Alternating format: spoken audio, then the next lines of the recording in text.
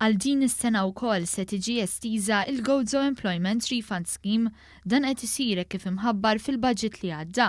Waqt żjara li l-Ministru Għawdex għamlet lill-kumpanija Array & Sons Limited fix-Xewkija, hija qalet li din iskema hija ntiża biex tirrifondi sa 30% tal-paga medja sa massimu ta' 6,000 euro għal kull impjieg ġdid iġġenerat f'Għawdex fis-settur privat u li jingħata kuntratt ta' 3 snin jew aktar.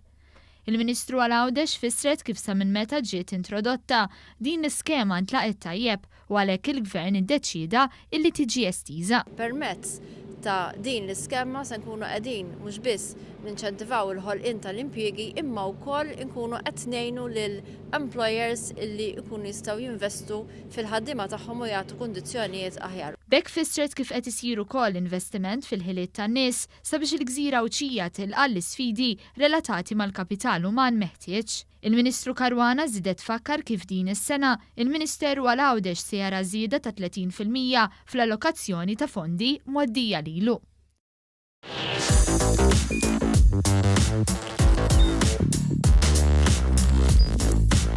Idħol fuq one.com.mt u hemmhekk tista' tara l-programmi kollha li jxandru fuq One permezz ta' One Play.